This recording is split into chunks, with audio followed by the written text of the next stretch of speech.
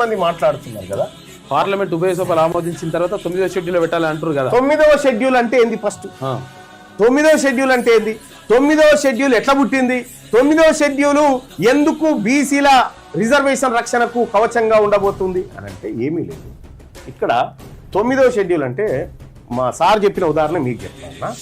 ఇప్పుడు మన ఇంట్లో పాలు ఉన్నాయి కదా, ఆ పాలను పిల్లి తాగుతుంది అనుకో, గడికోపారు వచ్చి ఏం చేస్తాం? పాలను రక్షించుకోవడానికి ఉట్టికి పెడతామా? ఉట్టి కడతాంగా, ఉట్టి మీద పెడతాం. అవును, ఉట్టి మీద పెడతాం పాలని.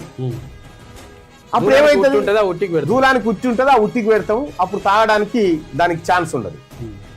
ఈ భారత రాజ్యాంగంలో ఈ 9వ షెడ్యూల్ కూడా ఉట్టే. ఈ ఉట్టి అందకుండా ఇప్పటి వరకు ఇట్లుంటది. దీనికి ఉట్టి కడతారు, ఇట్లా ఉట్టి కడతారు. ఉట్టి కడితే దీంట్లో పెడతారు.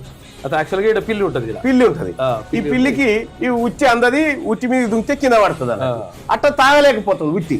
ఇక్కడ 9వ షెడ్యూల్లో ఇప్పటి వరకు 284 చట్టాలు పెట్టిందండి. అంటే దీన్ని సుప్రీంకోర్టు, కోర్టులు కూడా ముట్టుకోకుండా 284